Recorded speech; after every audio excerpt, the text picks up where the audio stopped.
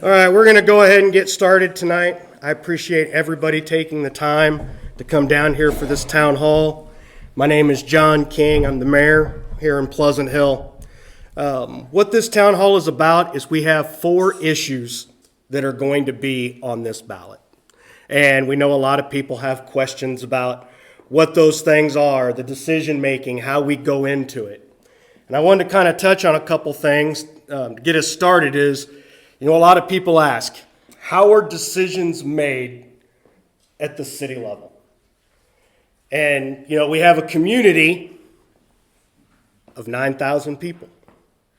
9,000 people getting their voice in what they want, don't want, how they want growth, where they don't want growth. So the way I liken this is, and to kind of so you can understand how this goes through and how we get tonight, is if you've ever been in a car with your spouse, significant other, and you're trying to find a place to eat for dinner. And you both agree that you're hungry. You both can agree that food is the answer. But an hour later, you're still driving around and you haven't selected a place to eat. That's kind of how it is sometimes. But then you kind of add in kids. And now there's 3 or 4 of you in the car trying to find some place to eat. You still haven't got a decision made on where you want to eat. Some people are, yes, we're hungry. Yes, we need food. And then you might have that one kid that's like, well, I don't want to eat. I just want to go home. I want to eat at home. I don't want to eat out. It's kind of like that. Now I want you to think of it as you're planning something with 10 people. You're going to plan a dinner with 10 people. Now it's not just a decision on, are we hungry? Is food the solution? And where should we eat? Now we got people deciding, well, I don't want to eat out, I want to eat at home. Or I don't want dinner, I want breakfast. Now I want you to expand that to 9,000 people. And that's what this really is. We have 4 issues on the ballot. One of those issues, the first one, Prop 1, is about parks. It's about investing $11.5 million through a general obligation bond into our parks. Now, what does that discussion look like? And I can tell you this transcends council, meetings with the public. You go out and talk to people across this community, and you try to spread out $11.5 million into what everybody wants. Some people want all new sports fields. Other people like, I don't care about the sports fields. I want our parks to be fixed. I want swing sets that I can take my kids to play on that aren't broken. I don't want my kid to be around broken slides. I want picnic tables that are clean and well kept. We need parks that are ADA compliant for handicapped kids. Does that money go into City Park? Does it go into City Lake, the rec complex, other small parks in town? Now, when you try to have that conversation with 9,000 people, that's a tough conversation to have. And later on tonight, when we get into what the plans are for parks, understand that we have a grand plan for parks. We want more ball fields. We want to increase the number of ball fields at the rec complex. We want maybe having pickleball courts and tennis courts at the rec complex, not at City Park. City Park then not have the bright lights at night in people's windows, making a walking trail around City Park. But not all those things. Changes at City Lake. Not all those things are going to happen with this $11.5 million.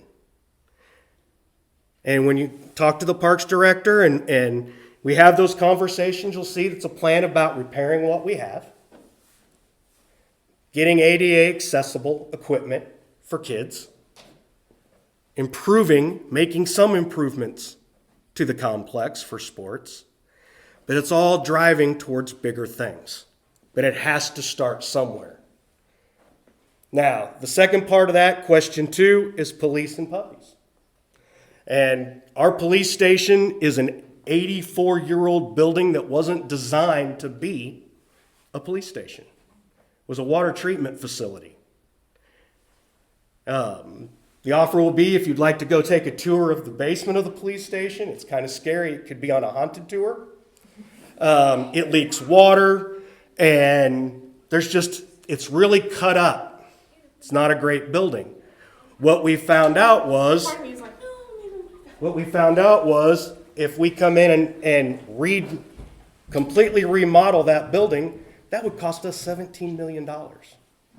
A new police station is probably going to cost $9 to $10 million. We need to make changes to the police department so we can get another 5-6 years out of it, so we can get to the next project of possibly replacing it. Now, those are a general obligation bond. If you're not familiar with how cities spend money, when we have capital improvement projects, we'll step back. As a city, you have certain ways of getting money. You can tax people to get money. We can take out general obligation bonds, which are loans, and that's in your personal property tax. This general obligation bond, again, 11.5 for parks, 4.5 per animal control and police. That doesn't increase your personal property taxes. What it does is it's a continuation of existing debt. It's like you have a loan, and we're continuing that loan a little longer at the current rate to pay for these projects. And that way we don't have to go to taxpayers and say, hey, we're going to raise taxes to pay for these things. And this is really low interest loans. This is how states and cities fund projects. The next one on there is Proposition 3, and that's pipes. That's our water system. If you spend any time on the residents' discussion page, if you live in certain parts of town, you know we have a lot of water leaks. When you get a chance to walk around and talk with our parks director, I'd like you to take a good look at the antiques we have under our streets. We have pipes and valves under our streets that are over 100 years old. We've got to replace some of that infrastructure. Now, one thing I hear from people all the time. If I live in Sugar Land and I don't have water problems, why do I care if this end of town has water leaks? They don't impact me. One, water leaks create leakage, which is lost money. That is money leaking out into the ground that we're not recovering. So it's a waste of taxpayers' money. The other part of that is if our public works personnel are not constantly fixing water leaks day in, day out, 7 days a week, then maybe they can concentrate some time on getting our roads fixed, fixing potholes, repairing sidewalks, curbs. It's the same people. And if they're always on these projects, they can't get to the other ones. So that's why it's important, regardless of where you live, is to protect our water system and improve it. Now, I'm going to tell you right now, we're trying to invest $10 million. It's not going to fix every problem. And you know as well as I do that if you fix the weak parts of a system, there's going to be a new part that's weak. This isn't a one-time deal. This is ongoing. We're wanting to invest $10 million. Maybe take some ideas from the people. Do what? Some ideas from the people. I mean, I've got ideas, you would blow your mind. I mean, really, for just volunteer kind of things and things that were more like the people's ideas instead of just whoever's ideas these are. So, the one thing I want to get to is there's only two ways this happens. This is a revenue bond. Similar to a general obligation bond, this one's based off of revenues to pay it back. That's how we fund $10 million to fix the water system. Is there the ability for us to go out and get federal grants to fix the water system? There is. The problem with that is to be eligible for the federal grants, we would have to raise almost double people's water rates to be eligible for those federal grants. And That's a federal government requirement. For us to go out for these loans is we'd have to raise everybody's rates. This is a way we don't have to do that. The last issue we're going to talk about, and this one probably has the word in it that everybody hates, and that's a use tax. I'm going to explain to you what a use tax is.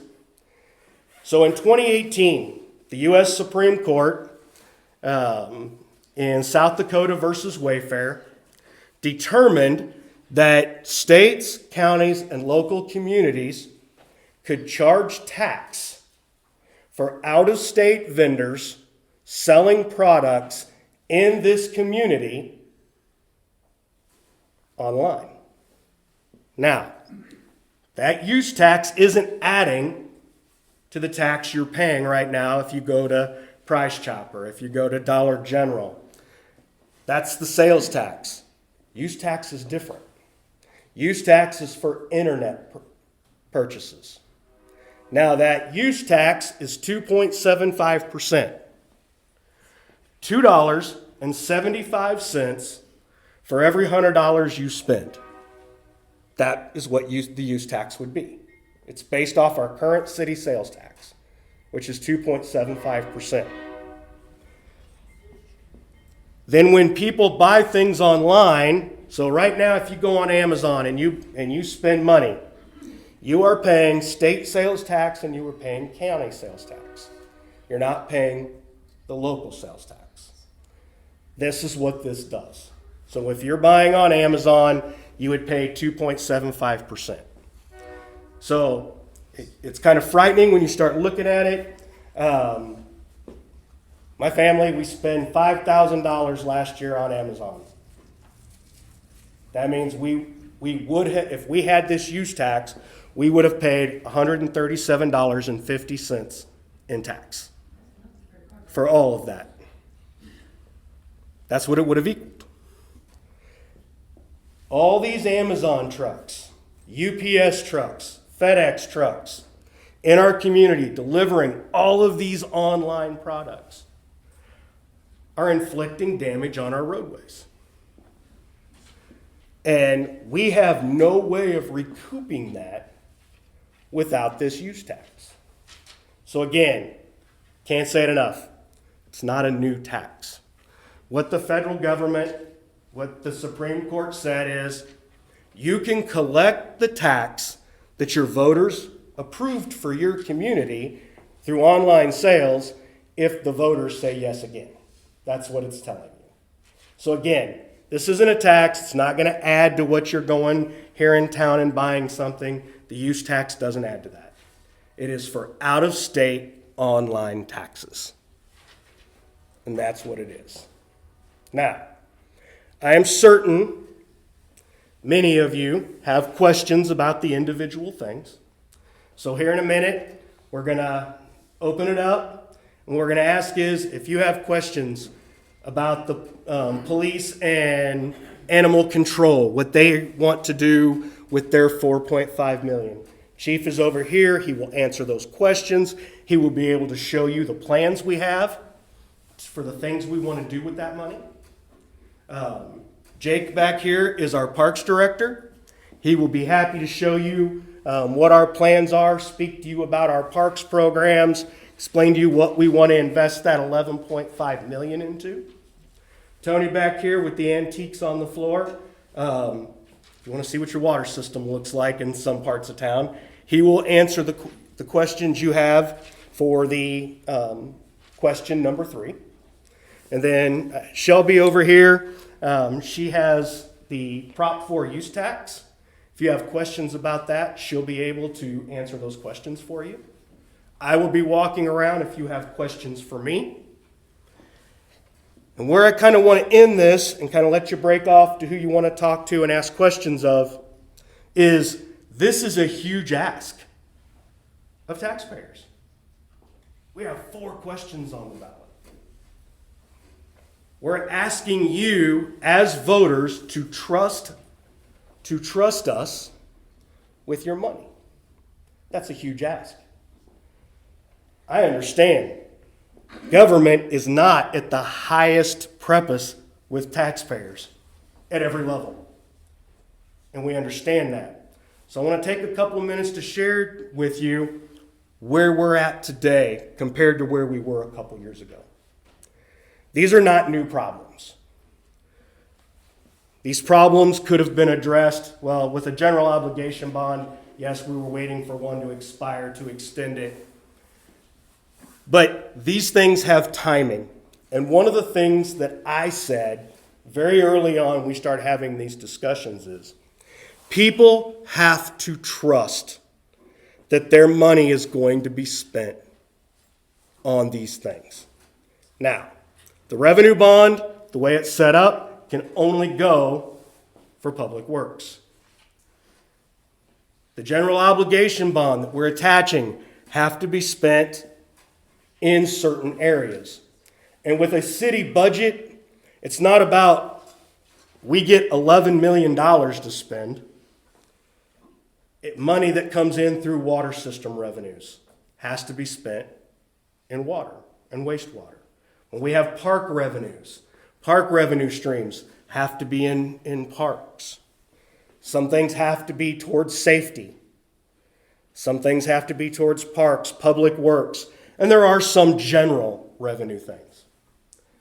None of the first three questions, parks, police, puppies, pipes. General obligation bonds, revenue bonds, cannot be spent on salaries and benefits. They have to be spent on capital things, capital improvements. The use tax goes into general revenue, and really where we see those going is we have to have the people, the city employees, to maintain parks, to maintain the water system. Our city employees are pretty much at the bottom of every wage study category. That's what it is in this city. We just don't pay our city employees at some of the higher levels that our neighboring communities are. We're not Lee Summit. We're not Blue Springs. We're not Raymore. A good portion, even though we're at the bottom of the wage study category, a majority of our budget does go towards salaries. We need additional public works workers. We need to pay them better so they stay here. If you are running a company and you have a constant rotation of employees that you are training to work in your business, then that's all you do, is you're training new employees constantly because of that rotation. And you can't get to other things because you're stuck in that constant thing of training. Use tax helps us get beyond that. We can elevate. We're not going to be able to go to the top of the pay scales, but we need to be competitive. We need to be competitive in law enforcement so that we always have enough police officers patrolling the streets. We have to have enough well-paid, good-paid parks employees to maintain our parks, to keep the swing sets from being broken, repair them when they are, maintaining the things we have. It's hard to start building all these new things if we can't maintain what we have. And I think that's an important first step. Making sure the bathrooms are maintained so that when you're at the park with your family, you're not afraid to use the restroom because it's so bad or broken. So we do better with those. We maintain those better with those. And that's really what that part of it is. It's working on our staffing. It's working on the systems we need in place to maintain the water system. Now, what are you getting with your money? I can tell you this, 2023 was the first time since I first started on council in 2017 that we had a budget that I was proud of. It had historic improvements to roadways, to water system. Not enough to solve everything, but it was a good start. We did capitalize on some revenue streams in the water system to improve our pumps, to improve the water tower, which are good starting positions for this question, this $10 million to go into the pipes for water and wastewater, improving our roadways. We, for the first time since I can remember, we have a good financial reserve in this city. And what that means is, if our revenue streams in this city got interrupted, we can continue working for up to 4 months before it starts to be a problem. A lot of cities can't claim that. That's tough to do, to have that kind of reserve in place. I feel like we are so much better than we were several years ago in how we use the taxpayers' money. One of the things I hear all the time is, well, the city's got all this money to drive around in new cars. Those aren't new cars to us. That's a lease program. Our vehicles were 15, 20, 25 years old. They cost thousands of extra dollars a year to maintain. They were broke down, constantly needing repairs, get horrible gas mileage. And city staff came up and found this lease program, and now we lease our vehicles. And that saves it saves tens of thousands of dollars on repairs, on gas mileage. Provides us with newer vehicles to drive around for less money. And that was important to me, is we have to be good stewards of taxpayers' money. Now, at the end of the day, I'm not here to tell you to vote yes on any of these 4 questions. I'm not going to tell you that. I'm going to tell you why.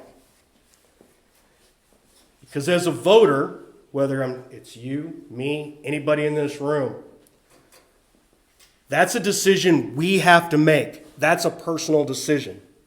Nobody should tell you how to vote. I don't tell people who to vote for.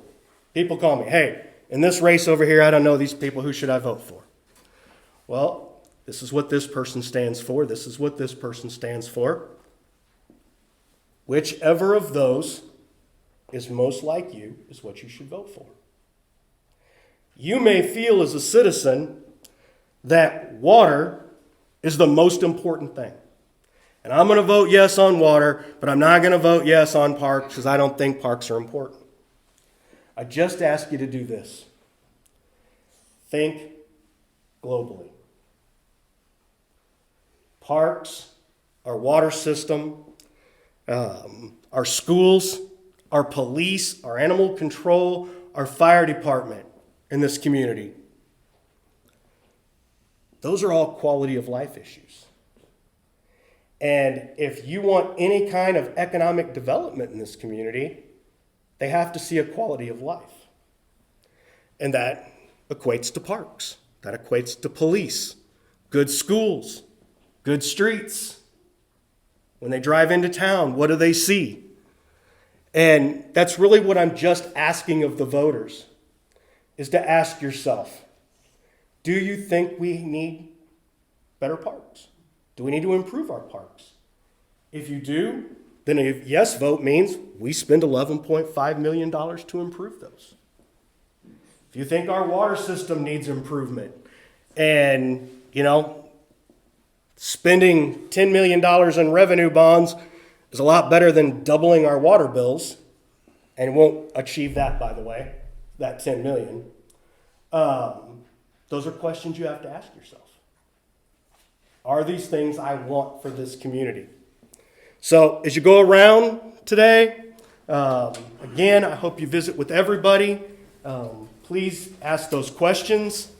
If after you leave here and you have questions as it pertains to parks, any of these propositions, really anything in the city, in the next few days, Friday morning is Coffee with a Cop. Right over here at the bike stop. And Chief and his officers will be there if you'd like to ask them questions. That evening, we're having happy hour with the mayor at Wing Hill. I will be there. There will be city staff there. We will answer questions about tonight as well, if you come up with those questions. The next Monday is coffee with the mayor, and where's that at? That one's at Press Monkey. Press Monkey. Sorry, my schedule's been busy the last couple weeks. Press Monkey, if you have those questions. If not, come by City Hall. On the city website is every one of your council members' contact information. Mine is there. I don't care if you call me. When you think of the question, you call me, and we'll talk through it. All right? So, yes, Do you mind if we ask some general questions before we all disperse? go ahead. Okay. On all this money that's broken down, do you have any kind of an itemized list of where the money goes for each project? So when you visit these, they will be able to answer some of those. It's not going to be $5 is going to this, $5 is going to that. If you know anything about economics, the price of everything doubled and quadrupled. In my other job, I'm a firefighter. I work over in Raymore. We built a fire station. The price of our fire station doubled in a month for building it. So we don't know what that's going to be. We can say this is where we want to start. We want to start here with these projects. We may get to that point, and prices of construction, prices of equipment, prices of doing things have doubled, and we have to scale it back. Now, you're probably going to find that we're going to undersell some of this because we don't want to overpromise and then underdeliver. But if the economy's better and we can get more out of that money, then we will get more out of that money. But yes, you'll be able to go to the individual ones and see where they are. I just have a quick question. Yes. When will these bonds be paid off? So, I can answer that. go ahead. So general obligation bonds, we'll set them up probably for a 20-year schedule. That's the typical schedule for a general obligation bond. Water sewer revenue bonds can extend for 20 years. That is our intent as well. If we had to use one of the things I will note in Prop P3 is we're going to make these improvements. It's just a matter of, do we voter approval of Prop P3 gets us a lower interest rate than if we had to borrow the money on our own.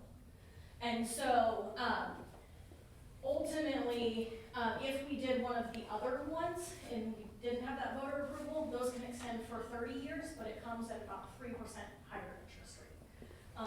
The water sewer revenue bonds, if approved, are a 20-year issue. Thank you.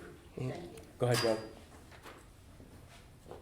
The parks proposition adds a lot to our park system and our recreation complexes. Not allowed to use this bond money for maintenance, so where does that additional maintenance funding come from? There's lots of different ways to do this. A lot of this will be the increased use of those facilities. I really don't know how much this really adds to what we currently have.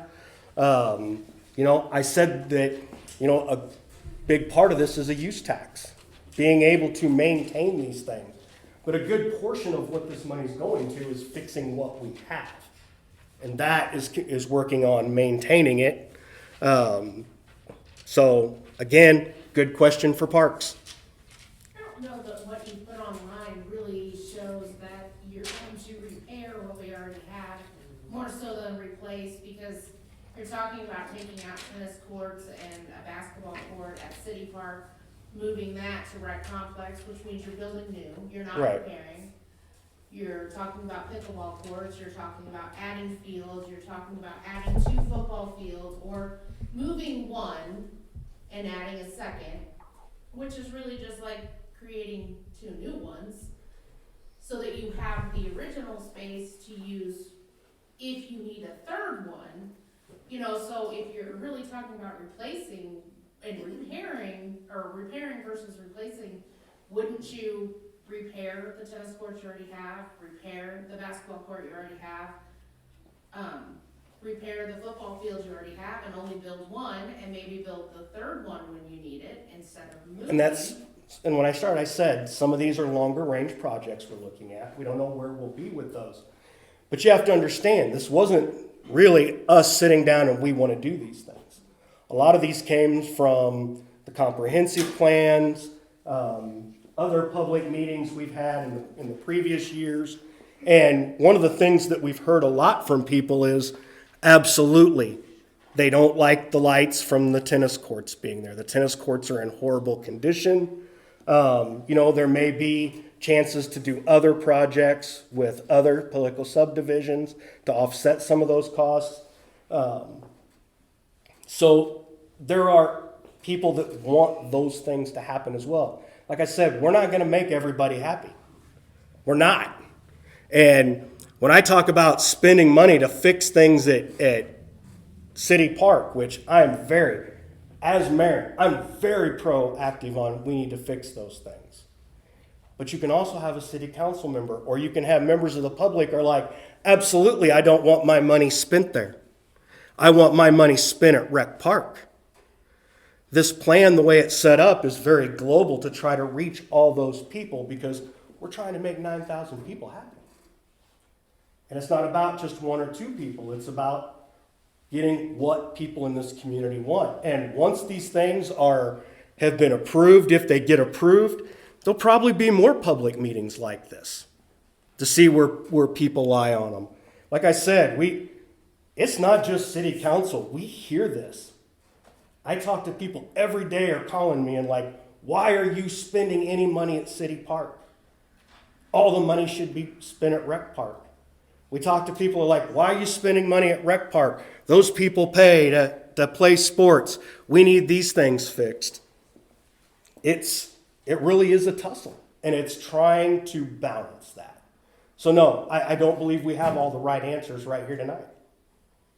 So, go ahead. John. Well, did I not just hear Shelby say that if we don't vote in favor of this, they're going to do it anyway?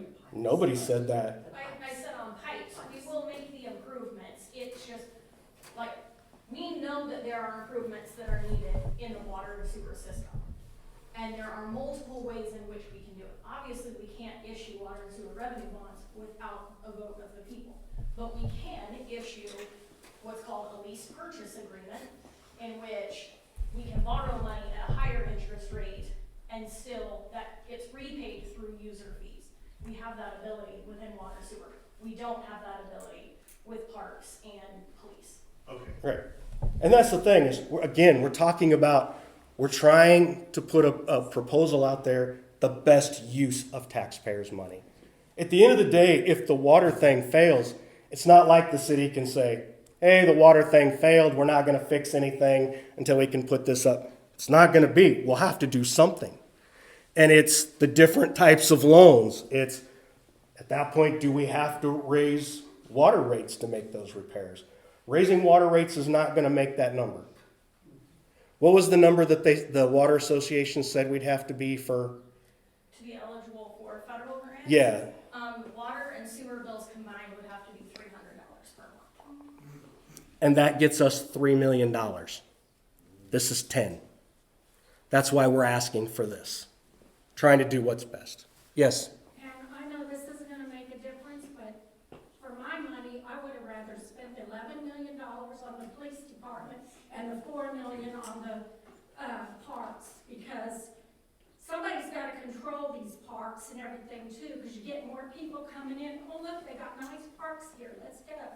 And then you're gonna need more police, and I tell you what, we appreciate you, police, and I would rather give you the money than the parks right now. So, yep. I have a question to tag on to what Okay. you're saying.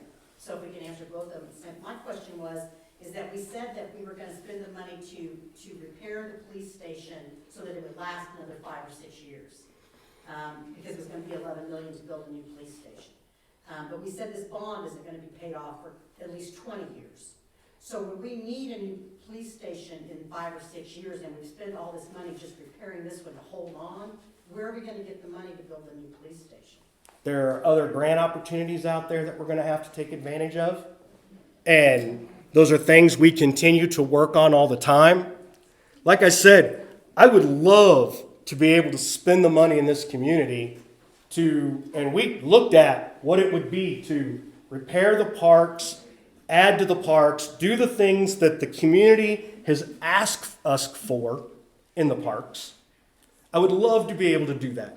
I would love to build them the new police station. I would love to be able to fix all of our water system problems. But when we started looking at what that would cost our taxpayers, that was going to be a tax increase. That was going to be more taxes, putting more on the shoulders of the taxpayer to support those. We were looking at almost $30 million to do just a couple projects. And also, we can only borrow 6 Right. million. And we have a limit. We can only borrow X amount of money. And again, like I said, there are people that will support, and that's why I tell people I'm not going to try to convince you how to vote, because this is very passionate for people. And if you don't want us to spend money on parks, I'm probably not going to convince you to vote yes for that. I can try to explain to you how we got there. And it's not easy. Nothing we did. None of this that we came up with was easy. This was many long nights. This was the comprehensive plan. This was listening to steering committees. This was listening to the public, talking to the public, getting feedback on projects. Park board, the volunteers on park board spent hundreds of hours of their own time. They don't get paid for that. Getting a feel from the community of what they wanted. They're not totally happy with this. They wanted to spend $16, $20, $30 million to get all the things we need. But we can't. And the problem is, in the past, we've had city government, we've had councils, we've had staff. They're like, well, we just can't afford to do this, so we're going to spend some money over here. Or, we can't afford to do it, so we're going to wait. We're going to wait until we can do this. And that's how we got here, is waiting. These are all steps. Life is about continuous momentum. It's not about achieving one thing. Local government isn't something you can win. This isn't a game we can win. It's not a game. It's about steps. We took steps in the past. We've improved our budget. We've gotten better with how we spend money, and that opened up money to do some other things. And then we got to a step where we capitalized on some revenue, and we were able to work on our pump stations, work on the water tower, start some projects to improve our streets, micro-sealing some of our streets, working on these things. But it wasn't the end. This is not the end. As a taxpayer, if we ever think that we're going to vote for a money issue that is going to solve all the problems and is going to pay everything off and we're not going to have to do it again, we're not being honest with ourselves. This is another step in fixing this system. Now, I fully believe that investing $10 million in the water system is going to alleviate the everyday problems we're having with the water system, which is going to allow our staff more time to work on other projects. And then down the road, through maybe another revenue stream, or we are eligible for some kind of a grant. In the past, it's been the ARPA grants, but other grants as they come available. Then we can add on to that. It was a very serious conversation we had with our officers. And I'll be honest with you, right now, I want to make sure we get them the best equipment they have. We get them pay raises so they get paid better than they are, so we can retain good officers, hire good officers, have more officers on our streets. We'll make the police station viable for another few years, and we'll tackle that next. But I can't just keep scratching here and scratching there. This is making those steps to be successful. That's that continuous momentum forward. Go ahead, John. Why was the decision made for the water lines, which is kind of a need, to be a tax increase bond, and the parks, which is kind of a want, to be a no tax increase bond? So the revenue bonds are a revenue bond. Okay? That's where that money is, that's where we go for those kinds of things. It generates revenue. Parks don't really generate revenue. The police station doesn't generate revenue. Animal control doesn't really generate revenue. This was our best. The revenue bond was the best place we could go to do that. It's governed by the type of bond that you're Yes. providing. Okay. Yes. All right, so hey, I'd like us to break apart so you guys can get to the individuals. I'll still be here. Again, I make myself available to you. Please take time to talk to each of our directors, and so you can understand these issues a little better, and they're gonna have a lot more insight into the little things than I will. Thank you.